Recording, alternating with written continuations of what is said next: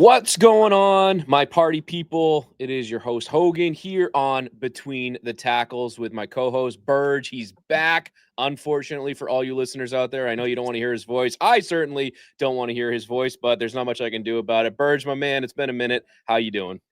It's good to be back. I'm doing a lot better than I was last week when I missed, courtesy of my 4-year-old bringing home the cold of all colds.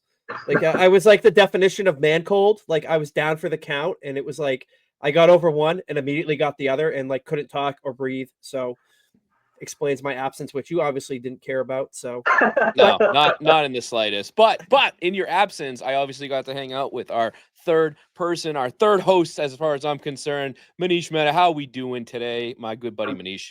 I'm doing great. Looking to bounce back to the most important part of this podcast, which is the picks. And as you noted before we went on air, I'm 1-5 in the last 2 weeks. I appreciate you pointing that out. Kick a guy while he's down, but I'm ready to rally. And as I said last week, I guarantee that I will not go 0-3 at any point for the remainder of the season. It's all right. It's okay. I mean, hey, I was the one that was full of piss and vinegar at the beginning of the season. I'm in the dumpster fire of last place right now. So you can live it pretty in second place. That's fine. But all right, guys, let's get into obviously the biggest news in football right now. While technically not really NFL news, it's something that's near and dear to us Patriot fans' heart, and that of course is Bill Belichick and what he is doing right now. He is currently, I believe it broke today that he is accepting the job as the newest head coach of the North Carolina Tar Heels, if I'm not mistaken, right? Yeah, down in Chapel Hill down there in North Carolina, which I think if you were to bet on the fact that Belichick was going to be a college coach when he left the New England Patriots, I think anybody on the planet would have told you you're cracked in the head, because who would have thunk that? I certainly didn't. But Burgess, I'm going to throw this to you first, and really give me your thoughts on Belichick joining the college coaching aspect of things, where he lived his whole life almost essentially in the NFL. He's never dipped his toes in college before, so this is a brand new venture for him.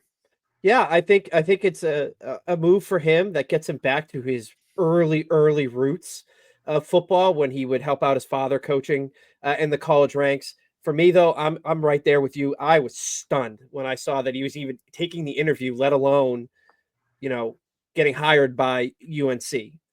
Now, for me, it gives me a reason to be vested in college football. As I've been vocal on here. I don't watch college football. I am all about the NFL. This gives me a reason to actually watch next year, and I will be thoroughly invested in what Bill Belichick tries to do at UNC. It's going to be interesting because one of Bill Belichick's biggest knocks when he was with the Patriots wasn't getting through to the younger. The generation was changing. The player was changing, and his style of coaching wasn't meshing up with, the age of the player, this generation of NFL players. And now he's going to be going to coach even younger individuals at UNC. So for me, that's going to be the biggest storyline. The other side of it is, and I was talking to one of my good friends about this the other day, him taking this job in the timing that he did it must signal to you that either A, he just doesn't care, or B, there really was no interest in his talents in the NFL anymore, and that the NFL has moved on from Bill Belichick. I thought, when the final point I'll make actually on this before I send it back to you, is the way that this process went with UNC. You hear the reports about Bill Belichick presented UNC with his plan. This is what he wants to do. This is the way he wants to run it. It's going to be this way, or I'm not going to do it. And UNC basically said, all right, we'll sign. It was almost like he was interviewing UNC versus the other way around with what he's bringing in to the table to, we basically rebuilt that program there. So it'll be very interesting to see how this plays out. For me, it's going to be must-see TV next year. For sure. I think the big thing that a lot of people, got to remember is the fact the guy won 6 Super Bowls. He's not a bad football coach by any means. So obviously when you have a pedigree coach like that, regardless of what rank, I mean, if the guy was going to high school football, I think people would be excited to see what he did at a high school level. But in terms of coaches that have gone from either the pros to college or college to pros, only a select few have done the coveted championship in both realms, in terms of Jimmy Johnson winning down in Miami and then going to Dallas and doing it. And then you also have Pete Carroll, who won with USC and then with Seattle. So Manish, I'm going to throw this one to you. And I know college obviously isn't our forte here, but really quickly, do you think Belichick can get UNC to a place where they can vie for a championship? Obviously not, I wouldn't say next year or maybe even the year after, but he's got a 5-year deal down there. Do you see them contending for a championship at some point with him? I do, and I think a big part of why is not only his ability to teach and convey various football principles to players, but his ability, I believe, to put together a great team. And when I say team, I don't mean players. I mean people that are going to do the recruiting. Because Bill Belichick, he may go recruit some top-end, top-flight player, but he's not going door to door for every recruit. So he's got to hire young, hungry assistant coaches who want to work with the great Bill Belichick, who are going to hit the pavement, do the recruiting. He already hired Mike Lombardi to be the team's general manager. And that's another element to this that didn't exist, 10, 15, 20, 25 years ago in college football. It's just all the different layers in putting together a college football program. You've seen it with Stanford hiring Andrew Luck as their general manager. Lombardi's going to have the same role at UNC. So, yes, I do think that bridging the divide between Belichick and the 18-year-old player is important, but I don't think it's the end-all be-all, because I think when you get between the lines, he'll be able to relate to them. It's all of the other ancillary elements to college football, which are so pivotal, that I don't necessarily think he's going to be deeply involved in. I think it's going to be about what kind of coaching staff, what kind of recruiting staff, recruiting coordinator does he bring in, and I think just given his football acumen, he'll be able to identify the right people for those types of positions to help build a winning program. Because just being a good X's and O's coach is not enough in college football. The NIL money is another massive component to this equation. And my understanding is that UNC had about a $4 million NIL budget, and that could increase by a factor of 5. In other words, he could have about $20 million in NIL money. And you already saw Mike Lombardi this week coming out and encouraging top flight players who aren't happy with their current situation to enter the transfer portal. That's how they're initially going to get some of this talent. It's not obviously going to be recruiting guys who can deliver in 2025. It's getting quality players through the portal. I think that UNC will be able to do a pretty good job of that. But to answer your question, really in a roundabout way, Hogan, yeah, I do think that UNC will be relevant. I think there'll be a playoff team sooner rather than later. And whether they win a national championship in the next handful of years, there's a lot of stiff competition out there. We'll see. But I certainly believe that Bill Belichick can bring this franchise, this organization, this college program back to relevance. A lot of discussion about his age. The irony of all of this is that Bill Belichick at 72 years old is still 1 year younger than the head coach that UNC just fired. Mac Brown is 73 years old. So I guess UNC likes some of the more seasoned guys to run their football program. For sure. And a big thing, obviously, that a lot of people don't remember, maybe the younger generation might not know this, but Lawrence Taylor, one of Belichick's greatest players ever, actually was a guy that went to UNC and was absolutely over the moon about the hiring and everything. And a lot of people who remember Lawrence Taylor and what he was able to do in the NFL know that he was an absolute sack master. And boy, oh boy, what a transition I just set myself up for here, because we're going to go right into another sack master that's making headlines right now. And of course, I'm talking about the New York Sack Exchange back in the 80s there. Mark Gastineau is, legendary for the amount of sacks that he was able to rile up over there in New York and his time with the Jets, actually holding the record up until Michael Strahan broke said record in 2001. Now, it's being made a little bit of a tiffs coming out now, where Strahan, when he broke that record, obviously very infamously sacked Brett Favre for the final sack to break the record. You watch the tape, it's very, very questionable whether it was a legitimate sack, it was a setup. We had a great little discussion pre-recording about that, but realistically, Manish, I'm going to throw it back to you here. What are your thoughts on Gastineau, confronting Favre the way he did, saying, realistically, he told him he screwed him. What are your thoughts on that? Yeah, it's funny. They actually crossed paths about a year ago at a memorabilia show, and that footage was captured on a upcoming 30 for 30 that ESPN is going to have on the New York Sack Exchange. Everybody knows Mark Gastineau and Klecko and Marty Lyons and Salam. All those guys were, probably ahead of their time. And I certainly know that Mark Gastineau was ahead of his time in terms of flamboyance. He had his infamous sack dance. Now everybody who gets a sack has their own sack dance. He dated Bridget Nielsen, who was the It woman at the time. If you remember her from the Rocky movie and a lot of other movies as well. He wore, I believe, a fur coat, Joe Namath style. So he had a lot of character, a lot of personality. And, I don't know about holding a grudge for this long, but I certainly understand his disdain in some respect toward Brett Favre because, as you alluded to, Hogan, anybody who watches that clip from Giants versus Packers 20 some odd years ago, it was a sack that Strahan had, a sack in quotes that Strahan had in the last 2.5 minutes of a game in which the Giants were trailing by 9 points, I believe. It was 1st and 10, a designed bootleg rollout. That's not really a call that any coach would make in that scenario if you're Green Bay. And if you look at that footage even closer, the right end of the line, I believe it was Bubba Franks, let Strahan really kind of just go by him to help him get the record. We talked about this before we got on the air, Burge. I know you have opinions on this as well, but to me, it's that a record like that's not really worth having. If you're going to get a record that way, why bother even having it? Michael Strahan had an incredible season, whether or not he ended up breaking the record legitimately. He's a Hall of Fame player. I just think that the way that he got the sack record, kind of ridiculous, choreographed in my estimation by every objective measure. I know Brett Favre came out this week trying to explain it. To me, that's a bunch of BS. I think anybody who has eyes, who was living at the time and watched that game, knew exactly what was going on. Yeah, essentially, I look at it as the equivalent of Mark McGwire getting an underhand pitch going, 10 miles an hour for him to hit the home run record there. So I get that. But let me throw it to you, Burge, and the way I'm going to phrase this is this being blown up out of proportion? Where are we making a bigger deal out of this than it really is? Because realistically, if you think about it, I mean, like Manish said, Strahan had a phenomenal season, whether he broke the record or not. It was an absolute incredible year for Strahan.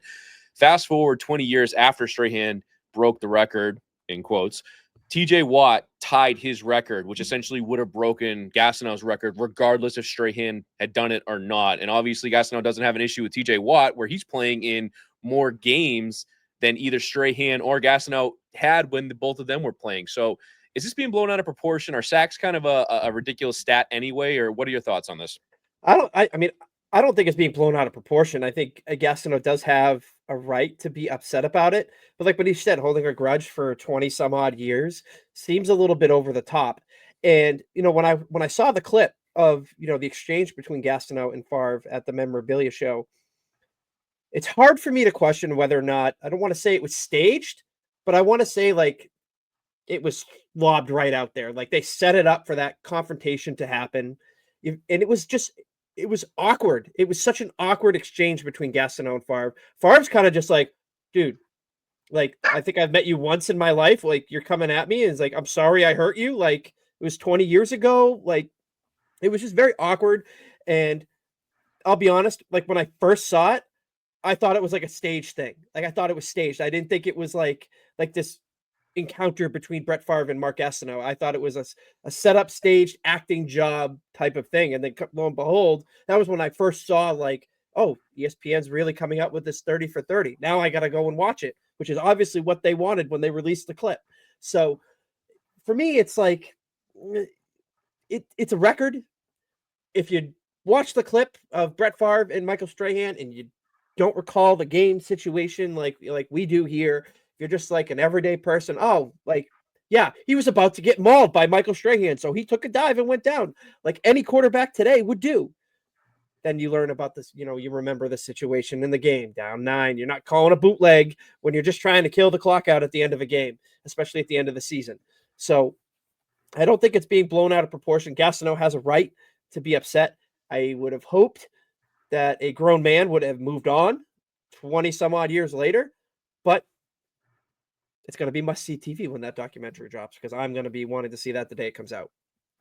Well, the irony of you saying a grown man that played for the New York Jets needs to move on is just it's the cherry on top for me there. So, and for our loyal listeners out there, you've heard us mention 30 for 30 a bunch of times in regards to that last conversation. We are not talking about famous Jameis Winston who threw 30 touchdowns and 30 interceptions. I just want to clarify that because that is what I like to refer to Jameis Winston as, is 30 for 30.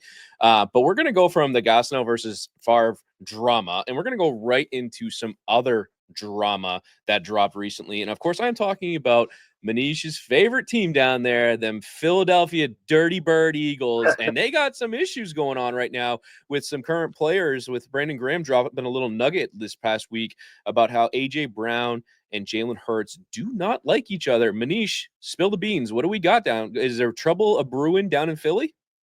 Well, it's really funny because, the Eagles are 11-2, pretty much a lock to win the NFC East, really in good position to be the number 2 seed behind the Lions in the NFC. But if you listen to sports talk radio, you would think that the Eagles were under 500. I mean, part of that is just the nature of Philadelphians. The other part is that the Eagles were 10-1 before they completely collapsed last year. So that's still at the forefront of many fans' minds. But if you watch the Eagles games, as I have this season, they are winning because of Saquon Barkley and their defense. Their defense has been completely revamped under Vic Fangio.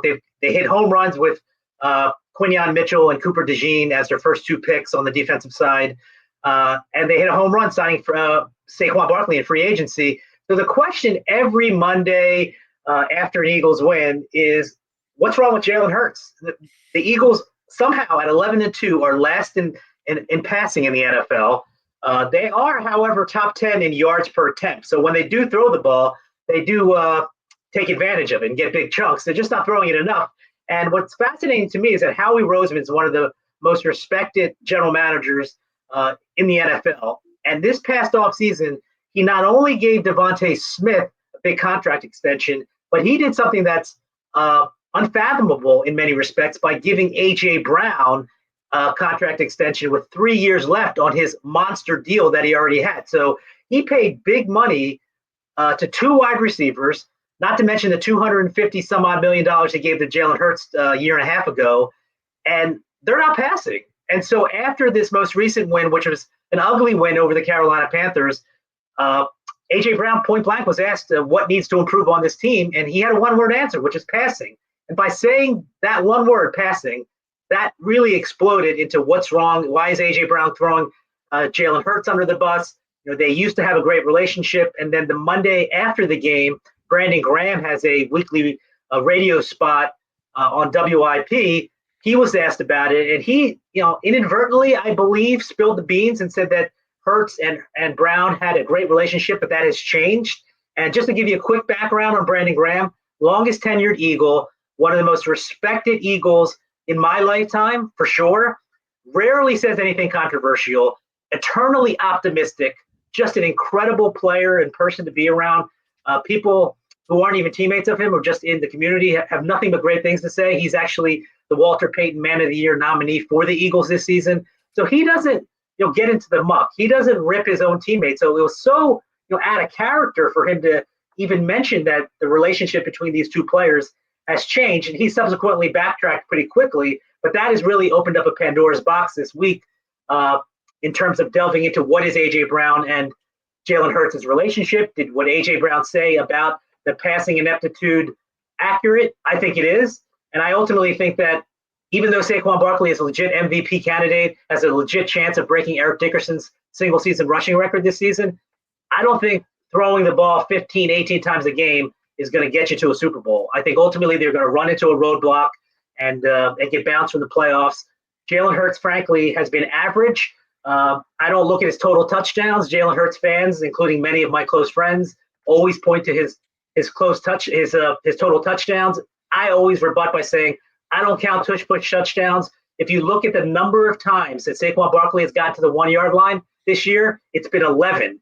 And in 10 of those 11 instances has resulted in a push touchdown by Jalen Hurts. So if you're fair about it and objective, Jalen Hurts has been average, not nearly good enough, I think, in order for the Eagles to win a Super Bowl. And when you got a dynamic weapon like A.J. Brown and even Devontae Smith, but A.J. Brown specifically, one of the best, 2 or 3 receivers, right up there with Jordan, with Justin Jefferson and Jamar Chase, Tyreek Hill. He's in that same class.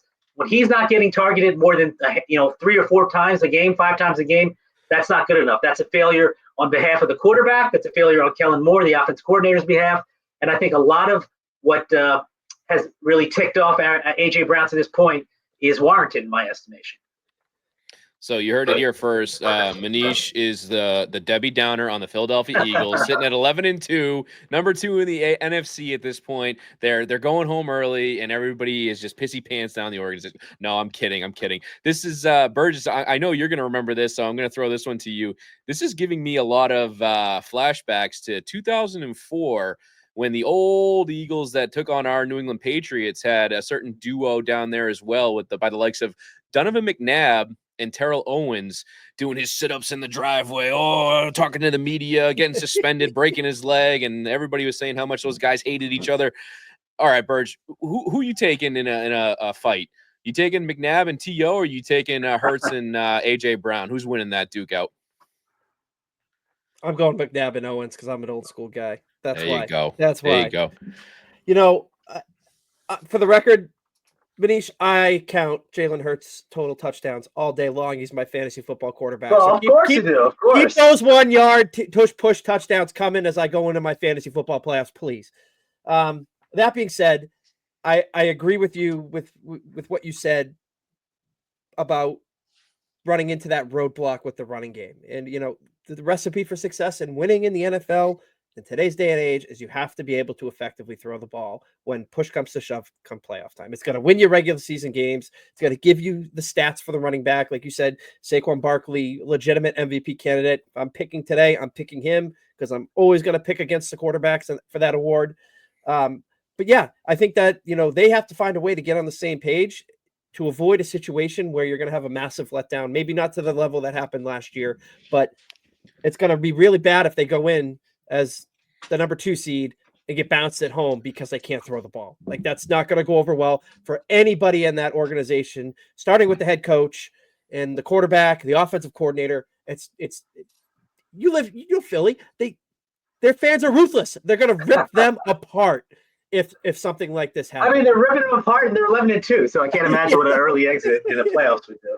I was going to say, did you not just hear Manish rip them apart the way that he did? No, he said they're 11-2. I know. Like, I am generally, I'll say this once, and I've said it a million times to my buddies. Look, I am a realistic Eagles fan, and just because the Eagles are 11-2 doesn't mean that every single player is great. Like, I've got some buddies who think, well, you know, why? I mean, I'm critical of Jalen Hurts privately as well. It's okay to say Jalen Hurts is a mediocre quarterback, but the Eagles have a great team. Saquon, great. A.J. Brown, great. Defense, great. Fangio, incredible addition. Jalen Carter, unbelievable draft pick from 2 years ago. They have so many very good to great players. It doesn't mean that every single player is great. And just because you're critical of the quarterback doesn't mean that you don't think the team can do well. And I've really, I think, been realistic about Jalen Hurts into his entire career. I don't think he's an exceptional quarterback. I just don't. I haven't seen it other than rushing statistics, and he's not Lamar Jackson, who is a dynamic runner. Lamar Jackson actually earns his rushing touchdowns as opposed to the tush push, which is, like, again, great for fantasy. I don't begrudge anyone who has him in fantasy and loves him because of that. But you cannot give me total touchdowns when 10, not 1 or 2, but 10 of them are from the tush push. Which is incredible. And I'm gonna throw this out there. You've been watching the Eagles. I haven't watched them as closely to you, but when you see a team with an impressive record, and you see the faults of the team coming out, that may be the death stroke for the team. Does this team remind you at all of Tom Brady's last team with the Patriots in 2019 when they got off? They were 9-0 or 8-0 to start the season. They end up losing to the Ravens, make it to get rid of the undefeated streak, and end up losing basically the last 3 games of the season, limped into the playoffs and lost. Are you concerned about that type of thing happening with this Philadelphia Eagles team? Well, I don't think they're going to limp into the playoffs only because of their schedule. They've got the Steelers at home this week, which will be a tough challenge. And then I believe they're at Washington. The other games are against the Cowboys, Giants. They're going to win those games. So I don't think you're going to see any kind of collapse like you did last year. Could they, be 2-3, 2-2 in the Final Four? Yeah, I mean, they could be, but that's not really limping toward the finish line. I just haven't.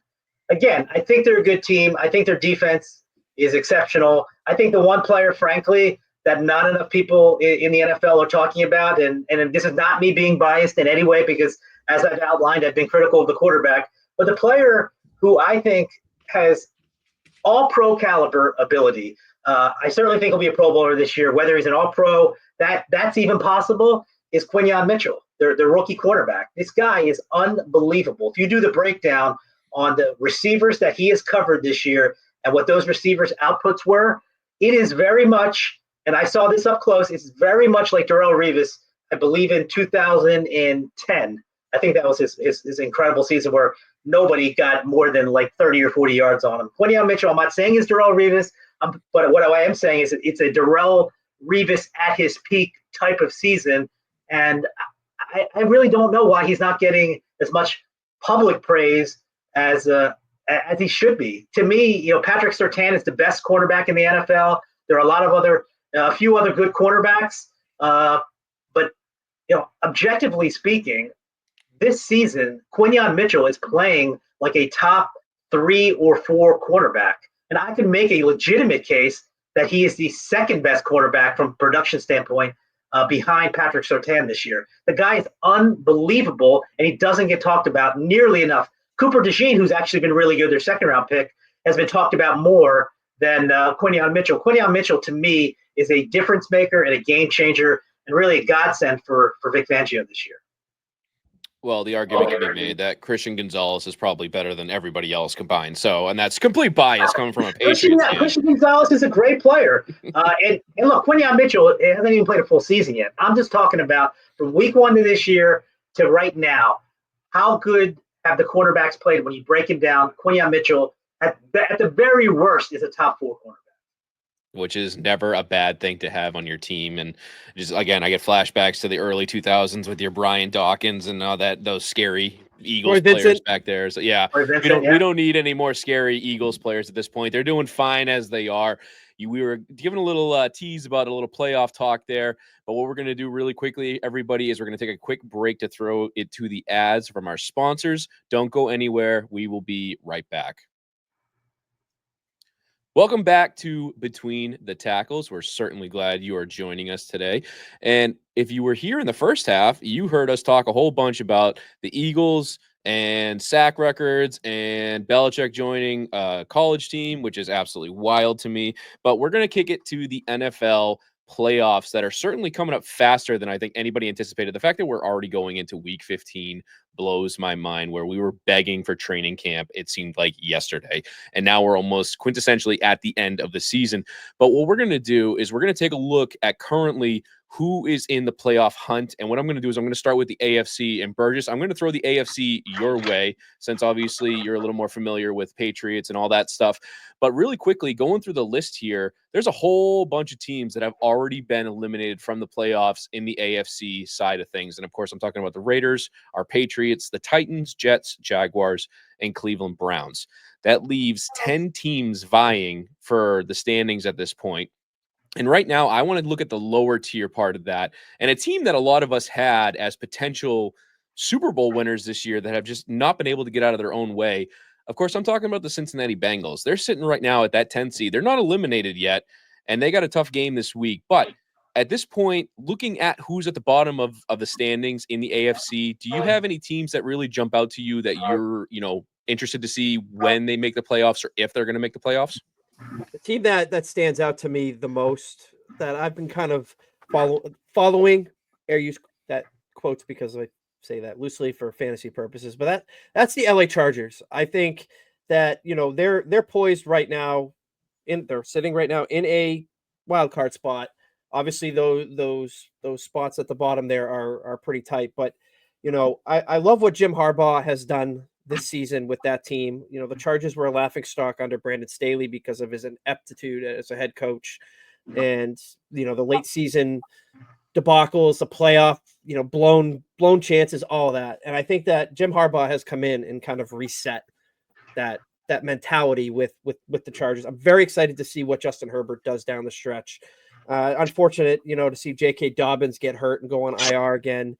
For them, he had a nice resurgence of his career after some basically injuries all the time when he was with Baltimore. So hoping he can get healthy and come back. But they're a team that I'm eyeing at the bottom. That could be, one of those teams that goes into a playoff game and wins on the road and knocks out a favorite. So for me, it's the Chargers. I guess before we throw it to the NFC side, looking at it right now, if the playoffs were to start today, the three wild card spots that we got there are going to be the Baltimore Ravens, the Chargers, and the Denver Broncos. That's how we're looking at it right now. Now, out of those three teams, do you like any of them to really make a deep run? Obviously, you just talked about the Chargers making, a push there, but looking at either the Broncos or the Ravens, do you see them making a push towards the Super Bowl at any point? I don't foresee them. It's hard for me to say that I think any one of those teams are Super Bowl teams. My gut tells me the Ravens have the best opportunity. I think they have the best quarterback, obviously, out of all of those three teams. But we all know about Baltimore struggles and Lamar struggles come playoff time. They can't seem to get a real groove going. And I think if the playoffs were to start today, they end up facing Houston. I think that's a game that I probably would pick them to win, as much as it pains me. And my Texans, this year have not been what they were last year. I think they could do that. I think that they could beat any one of the top four teams on a given day. It's just a matter of when the playoffs roll around, if regular season Lamar continues in the playoffs, or we end up seeing what we've seen from Lamar in the playoffs in recent memory, and they end up kind of choking away. Gotcha. I gotcha. Well, it'll be fascinating to see where these teams end up at some point.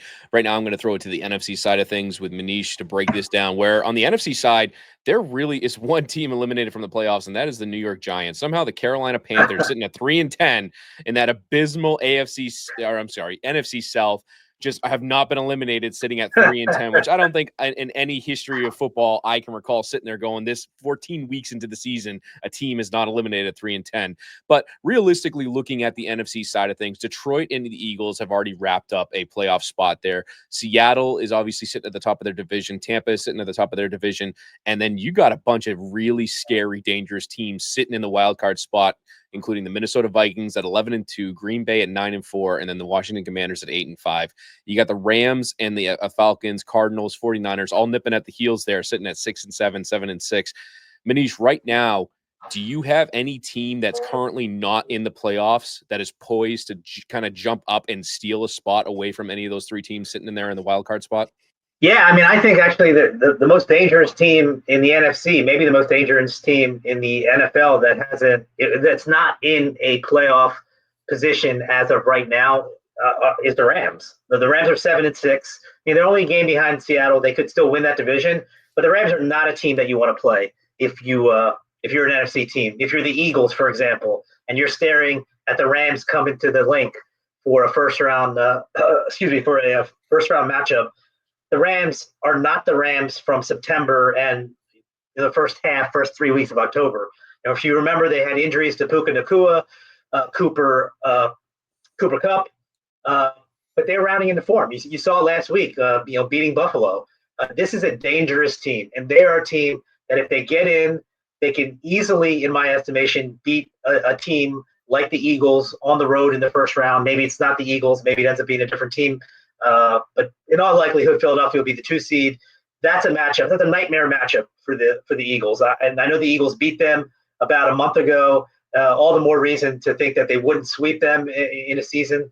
But that's the team to look out for. It's funny because the NFC North is so loaded. The third place team is 9-4 Green Bay, and if Green Bay were in the NFC South, they'd have a 2-game lead. But they're in third in their own division, and the Vikings are 11-2 team that's going to be the number 5 seed in all likelihood, assuming they don't catch Detroit in that division.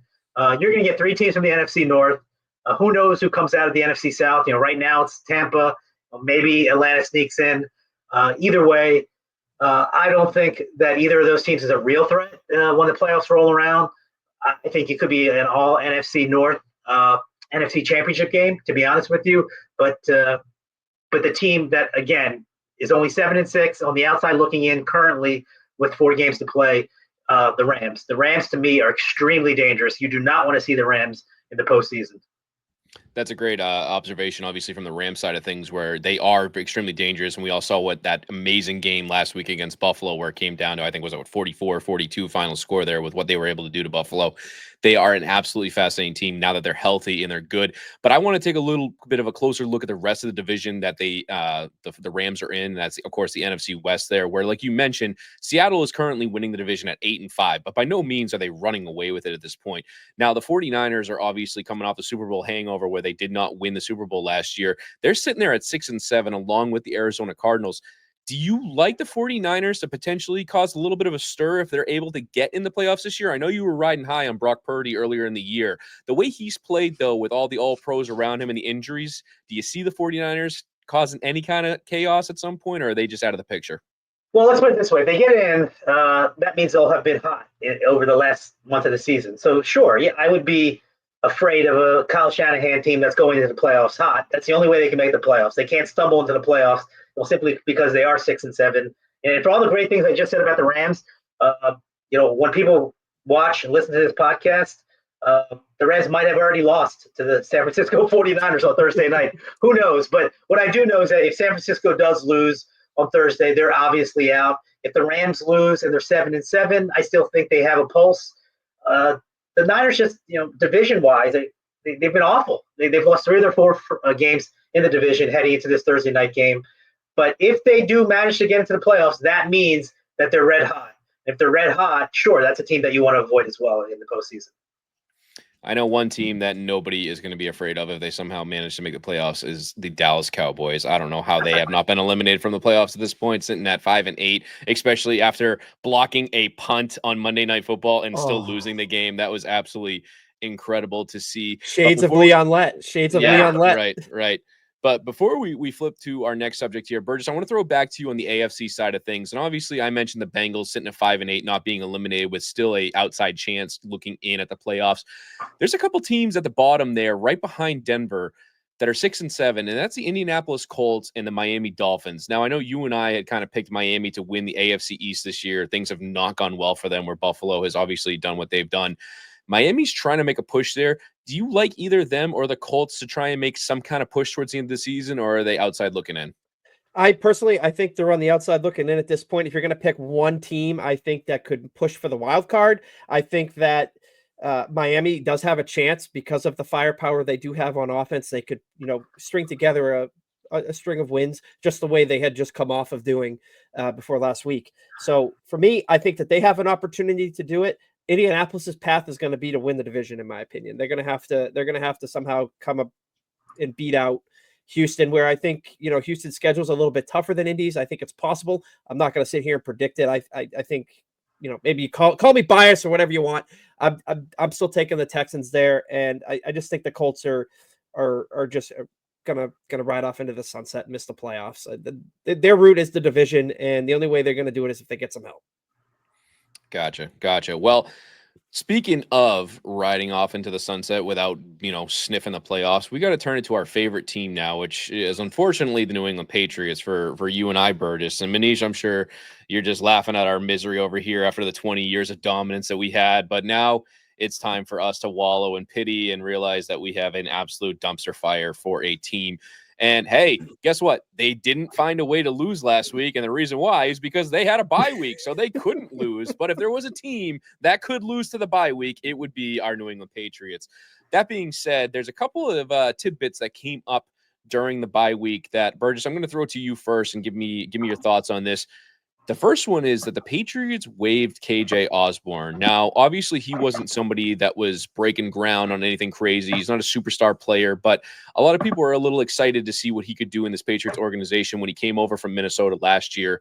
And obviously, things did not work out there. Give me your thoughts on him being released in a mutual decision, according to him and the team. I mean, for me, it's kind of par for the course with what's gone on with the New England Patriots receiver room this year. It's vastly underperformed. And we haven't seen the output that we've needed to see, even when the quarterback change happened and Drake May came in. As we know, as Patriots fans, like Drake May's safety blanket is Hunter Henry, the tight end. And, him mutually parting ways, it's whatever, like try to catch on with another team if you can to go to the playoffs or what have you.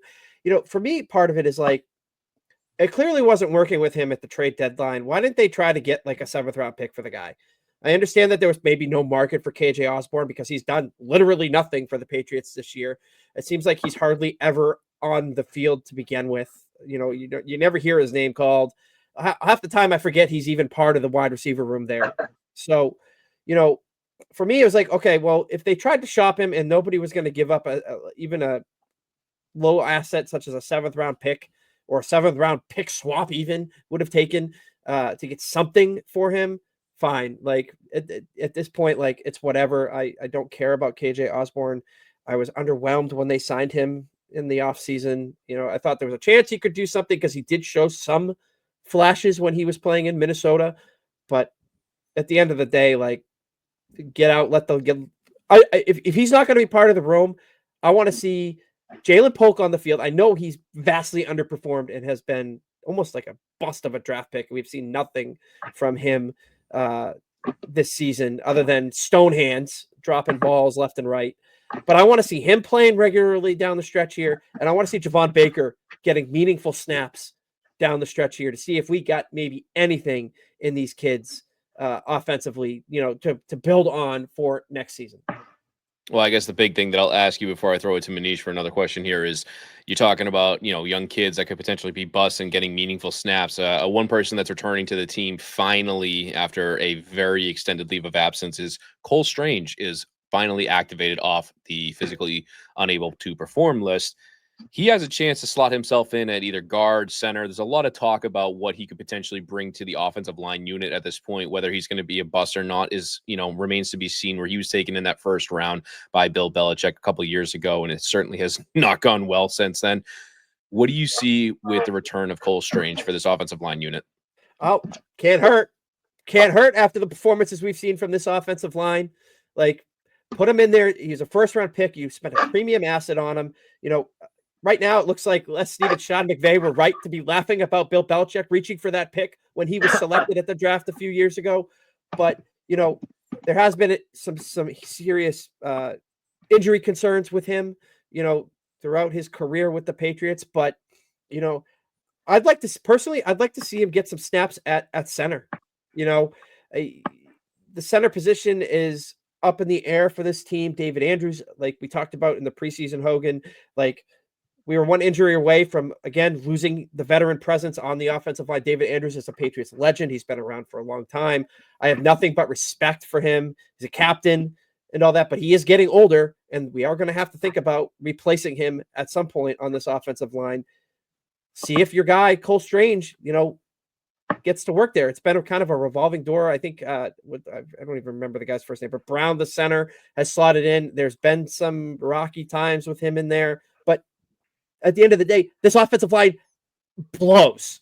They're terrible, and they can't stop taking stupid penalties in the game. I'm gonna end up going on a diatribe about these false starts and these holds. I'm gonna try to stop myself because they're gonna get Drake May killed. They already got him injured once, and now they can't. It seems like every good play that this team makes is called back because of a hold or an illegal shift or something, a false start, something. But I think in the Rams game, they had 2 touchdowns taken off the board because they held. And it's just like, throw the kitchen sink. Try anything you want in these last 4 weeks of the season because it doesn't matter in terms of playoff performance or anything like that. See if Cole Strange has a spot on this team next year. This is the perfect opportunity to see it. He's coming in fresh. His body's not beat up from the playing 3/4 of a season. He's been rehabbing and getting back. Let's see what he's got going into next season to see if this asset is even worth keeping on the roster. True. Very, very true. We will certainly see what happens at this point. Now, this one I know is absolutely going to, piss off Burgess to no end, but I'm going to throw it to you, Manish, on this one. And I'm looking right now at the team stats for the New England Patriots. Right now, they are sitting at 31st out of 32 teams in terms of offensive production, 17 points a game, which is absolutely atrocious. We've obviously ripped apart the defense a million times on this show in terms of what Covington has done, what Gerard Mayo has failed to do. Now, I'm looking at the 31st out of 32 teams offensive production-wise and points scored. Burgess is on record as wanting Brian Daboll, if he is let go from the New York Giants to come in and replace Alex Van Pelt. Do you agree with that assessment at this point? Because looking at the stats, the only team that's worse than the Patriots is the New York Giants, sitting at 14 points a game. And they, of course, are led by Brian Daboll. And this is why I wanted to make Burgess as mad as possible by giving you this question. Does bringing in Brian Daboll solve all their problems? Or at this point, from an outsider looking in and not as a Patriots fan, do you kind of like what Alex Van Pelt has done with the progression of Drake May to this point, where a lot of people were on top of him earlier in the season about his play calling, what he was able to do with Jacoby Brissett? But the way that I look at the coaching staff is I got to give Alex Van Pelt a little bit of credit. I think he's doing a pretty decent job with what he's been able to do with Drake May, with the pieces around him to this point. But if they do end up pulling the trigger and getting rid of him, do you like Brian Daboll to come in and replace him or no? I love Brian Daboll to replace him. It's funny, our mutual friend Joe Scherer actually mentioned that, I guess, a week ago to me, and I thought it was a great idea. So I get great minds think alike. Yes. Your points, Hogan, your point about Alex Van Pelt is fair. You have seen some promising signs from Drake May. I don't know if that's a function of working with Alex Van Pelt or that's just a function of being a very talented young quarterback. You do have to be careful in terms of instability for a young player, changing offensive coordinators year in, year out. That being said, if the offensive coordinator you have now with the rookie quarterback isn't the right guy, then you should not hesitate to cut the cord. But if they did decide to move on, if that was the decision by the organization, I think, and if Brian Daboll were let go by the Giants, then I think it's a great fit. Simply because I don't really look at the stats from the Giants offense this year, Hogan, and take it to heart that much, simply because you've had three starting quarterbacks, Daniel Jones, not Danny DeVito, Mike DeVito, and Drew Lock. So he wasn't really dealing with that talented of a group of quarterbacks. Whereas you see Drake May, I don't want to say he's Josh Allen because Josh Allen's a unique character, but a strong, athletic quarterback who can move and who can also beat you with his arm. That does sound very similar to the traits that Josh Allen had coming out of college. I actually think Drake May is more polished than Josh Allen was coming out of college. It would be I think it'd be a coup, frankly, for the Patriots to have Brian Daboll teach Drake May and be his offensive coordinator if Van Pelt were let go. The offensive line does stink. All that stuff you said, Burge, I totally agree with all that. But I actually think, Elliott Wolf has a clear path to really upgrade this offense and really quickly this offseason. We'll see how the next 4 games turn out. But right now, the Patriots are positioned to have the 3rd overall pick behind 2 quarterback-needy teams in the Raiders and the Giants. So you would think that Cam Ward and Shedeur Sanders would be off the board. And that leaves the Patriots potentially with their choice of wide receivers. Whether you take Travis Hunter, I don't know if Travis Hunter is going to play as a quarterback at all in the NFL level or exclusively at wide receiver. But clearly, if the Patriots took him, he would be a wide receiver first and foremost. There's also this kid from University of Arizona whose first name I cannot pronounce, but his last name is McMillan. He's a taller guy. He's about 6'5", I think. His actual NFL comp is T. Higgins, which leads me to the second part of the plan that Elliott Wolf really should look into, which is sign T. Higgins in free agency. So if you just imagine an offseason where you drafted, let's say, Travis Hunter at 3 and signed T. Higgins in free agency, I guess it'd be the other way around, free agencies first. So you sign T. Higgins in free agency and then follow that up by drafting Travis Hunter. You've got 2 incredibly good pieces to work with if you're Alex Van Pelt or Brian Daboll, whoever the offensive coordinator is, and Drake May. So Drake May can lean on T. Higgins and Travis Hunter. To me, that's a home run. I don't know how it would ultimately play out, of course, but if you're talking about quickly replacing and upgrading your offense with guys who aren't at the tail end of their careers, T. Higgins in the prime of his career, Travis Hunter, obviously a rookie, and Drake May, a second-year quarterback, to me, and you keep Ramondre Stevenson, that is the makings of a really promising offense that can do a lot of damage, and when I say damage, be legit playoff contenders in 2025. Give me T. Higgins, give me Travis Hunter to work with Drake May, and I think you got an offense that's going to finish a lot better than 31st in 2025. And you're gonna do it with somebody more creative than Alex freaking Van Pelt. That's the key. You got me triggered with that comment, Hogan. All right. I'm not even going to talk about the offensive coaching staff. I need a minute because I wasn't here last week. I want these coaches gone. I am no longer sold on Gerard Mayo. I was on record on here saying you got to give him another year. You got to give him another year. The game before the bye against the Rams, out. 100% out. Out on Gerard Mayo. Very much out on DeMarcus Covington. And even Hogan, I'll throw this in there for you. I'm out on Kyle Duggar too. Get him out of here too. I've eaten my crow on that. I was a big Duggar fan at the beginning of the year. He's either still playing hurt or he just flat out has regressed and stinks because he cannot cover worth a damn in this secondary. So get them all out. Give me Brian Daboll. You bring up Joe. I was talking with him, a couple of days ago, and including today. We are both on that page. We were both immediately were like, I want Daboll. I want him too. Bam. Give me Brian Daboll for the exact reason, Manish, you just lined out. The comp for Drake May and the playing style is Josh Allen, and we know what Brian Daboll did with Josh Allen up in Buffalo for those years. Basically, I would credit him a lot with his career surgence there when he really took that leap forward to be on the upper echelon of quarterbacks in the NFL. So give me that. This offseason should be about Drake May's progression and surrounding the kid with talent. If you take Travis Hunter at the top of the draft, great. If you trade back a few spots, get a haul of picks, and draft a tackle, great too. I can't figure out which way I want to go with that, and we'll have plenty of time to talk about that in the offseason. But either way, they can't miss. I don't think they can miss with that. And all right, I'm done. Yeah, you got me fired up, Hogan. You got me fired up.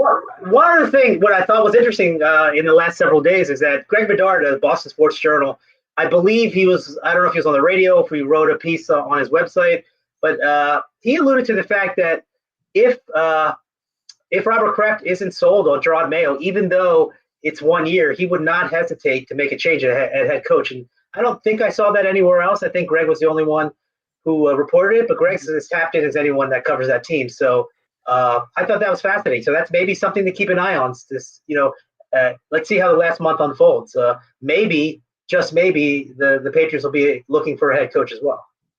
Potentially. Yeah. The biggest thing that I always go back to is I've always been on record as being, I don't want to see a coach get fired after 1 year because I don't think it's you got to give them time. But at the same time, when you see the mistakes and the mishaps and the opportunities that are being wasted by this coaching team, it baffles me that they've been as inadequate as they've been all season long to this point. So it'll be interesting to see. And it's funny because Manish, you were talking about how if they surrounded him with T. Higgins and Travis Hunter, it would be, a potential playoff team. And, I remember a certain somebody preseason getting my hopes up about the Chicago Bears with all the studs they have across the board and where that's right. They're sitting at 4-9 right now or whatever abysmal record they have. So I don't want to get you guys have Drake May though. Isn't Drake May leaps and bounds better than Caleb Williams? Potentially. Hogan was on record. Hogan was on record saying he was not a big Caleb guy at the draft. He was all on that. But I do think a big part of Caleb Williams at this point is the coaching staff because Matt Eberflus is one of the worst coaches to ever put with a rookie quarterback there. But anyway, gentlemen, let's move on to the segment that we all want to talk about. And that, of course, is our Pick'em Champions race here on Between the Tackles, where it is coming down to the wire at the end of the season here. We only got about 4 weeks left of football games before the playoffs hit. And right now, Burgess is our leader on the leaderboard. He is sitting there. Hold on, I got to pull it up real quickly. He is sitting there at 22-14 for his picks going into week 15. Manish, you are sitting in second place, not by a large margin. You're at 19-16-1, and I am nipping at your heels at 18-18. I'm flat 500 there. So at least none of us have a losing record, which is nice to say at this point. Really quickly, guys, I'm going to run through your picks last week and how they did. Manish, you went with the Bills -3.5 versus the Rams. We talked about how that was an epic game, but unfortunately the Bills were not able to pull it out for you. Your one win on the week, the Bucs covering 6.5 points against the Raiders. I think they curb stomped the Raiders, if I'm not mistaken. So that was a good win for you. And then the abysmal, much despised pick by yourself there, the Falcons +5.5. They got their doors blown off by the Minnesota Vikings. So that ended up going 1-2 for you there. Like you said at the beginning of the podcast, going the coveted 1-5 over the last 2 weeks. We'll see if your fortunes can turn around there. Myself, I took the Saints -4 versus the Giants, which would have been phenomenal if the Giants did not convert that 2-point conversion. Unfortunately, they did, so they lost by 3. I lost that one. However, the 49ers took care of business against the Bears, -3.5. They curb stomped the Bears, and the Seahawks went upset +2.5 versus the Cardinals. They took care of business there. Burgess' side of things, he had the Lions -3.5 versus the Packers. They unfortunately won by 3, so that was his one miss on the week there. However, his Vikings took care of business against the Falcons and the opposite pick of Manish. And then the Chargers +4 versus the Chiefs. They took care of business by just losing by, was it 1 or 2 points? I forget. Either way, 2, yeah. You got the points there. So those are your results from last week's picks, gentlemen. Without further ado, let's throw it to Burge, who is our reigning leaderboard champion. Give me your first pick this week. Who do you like? So my first pick, this one is made with all heart with some merit behind it, but it's all heart, and it's like the perfect matchup for me. And in all honesty, I hope it's the Super Bowl. I have the Lions -2.5 at home against Buffalo. If that is the Super Bowl and Buffalo loses in the Super Bowl to Detroit, I'm going to be dancing on my front yard in my underwear. That's what's going to happen. Don't quote me on that. I had to say something stupid like that. But you went too far. I ain't hitchhiking, that's for sure. That's right. Hashtag hitchhike. But no, I love what the Lions are doing this year. They seem like a really complete football team. The Bills are coming off a tough loss against the Rams in, coaching blunders probably cost them that comeback last week. So give me the Lions -2.5. I'm riding my heart all the way. The team I love the most this year versus the team I hate the most. Beautiful, beautiful. Well said. Well, we're going to try something new this week. Instead of all of us giving our picks once right across the board, we're going to do a little bit of a round robin. So, Manish, I'm going to throw it to you next. Give me your first pick this week. I'm going to take a team that I think stinks to beat a team that I think really stinks and should not be favored. So the Carolina Panthers at 3-10 somehow are 3-point favorites over the Dallas Cowboys. And even though the Cowboys suck, being from Philadelphia, I've kind of grown up on the mantra that the Cowboys suck. That actually is true this year. Most years it's not true, but this year it is. Look, they just played the Bengals tight. If not for a boneheaded play on a block punt, they probably would have beaten Cincinnati. I know Carolina played the Eagles tough. I think that's the high water mark, even though they did actually lose the game. I thought they played fairly well. Bryce Young clearly playing much better than he has, at any point really in his career. That being said, they should not be favored.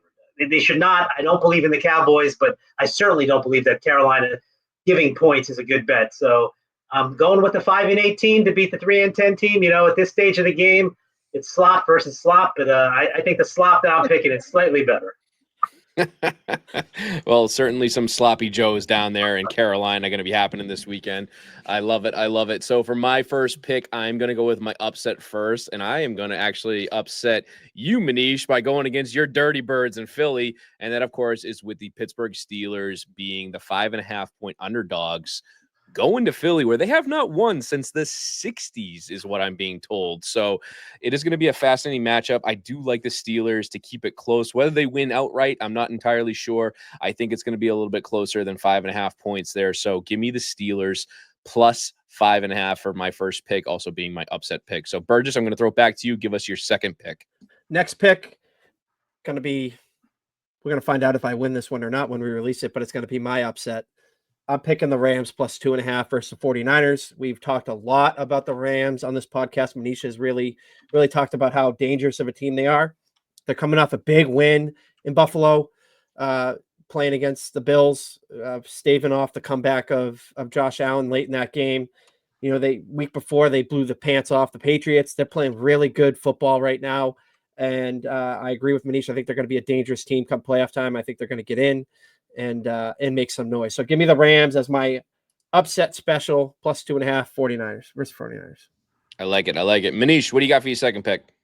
I'm going with another underdog, second underdog, a team that we talked about earlier, on the outside looking in currently, but they need to get hot to potentially get into the playoffs. As long as they play in hot weather, I think, or in domes, I think they're pretty good. And the Dolphins playing in Houston, where it's probably going to be warm, or even if I think they have a dome, whatever. They don't have to deal with the cold. They're getting 3 points. from a Texans team that is the weakest of, I think, any division leader. Maybe rivals the Bucs in the NFC, but I'm not a believer in the Texans. I was before the season, full disclosure, but from what I've seen to this point, they are ripe for a first-round loss. I know, Burge, when you went through the AFC playoff scenario, a potential first-round matchup is Ravens at Texans. I take the Ravens all day. But more to the point, this game, Dolphins are desperate. Dolphins are not worried about the weather. The temperature is not going to matter. The Texans are borderline fraudulent, so I'm going with Tua and Mike McDaniel's team to pull off the upset.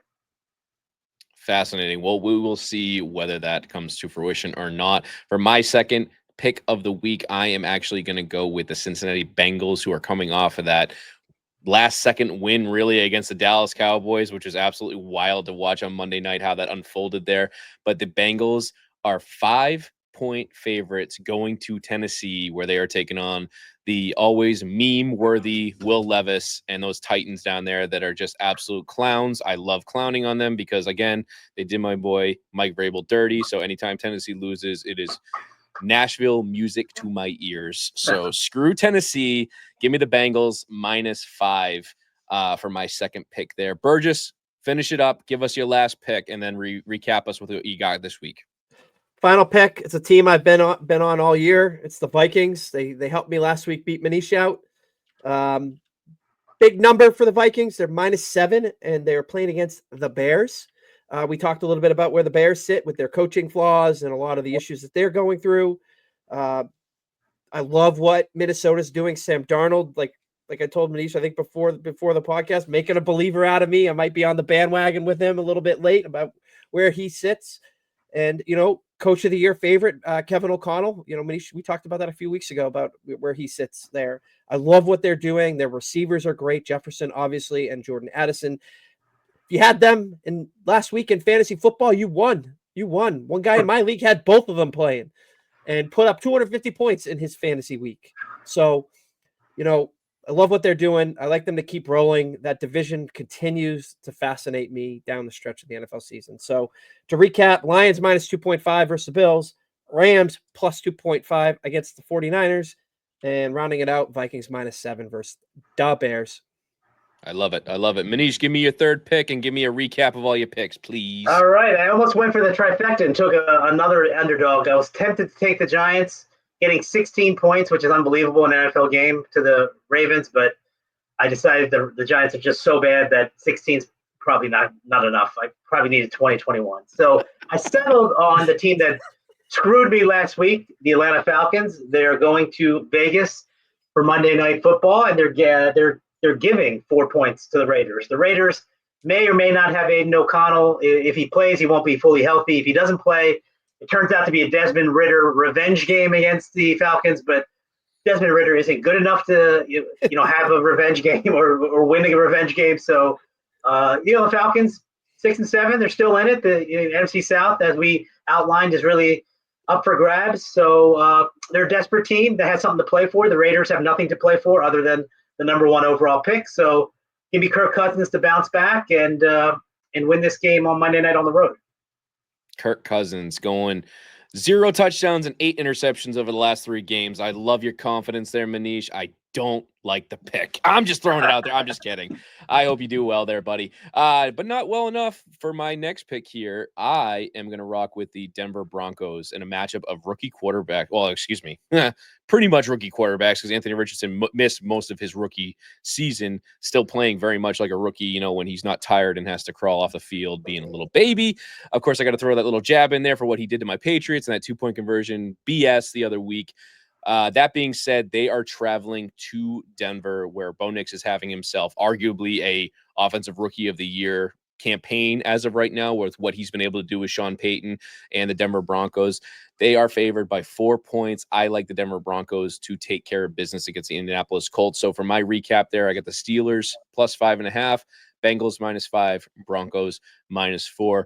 Gentlemen, without further ado, unless you got something else you want to throw my way, I think we're going to call it a wrap for episode 55 here on Between the Tackles. Anything? Don't trigger me again, please. It's too late.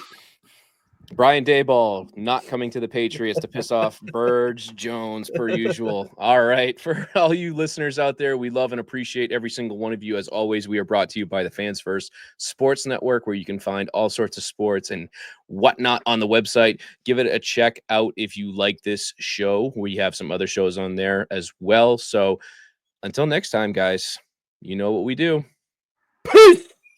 Later.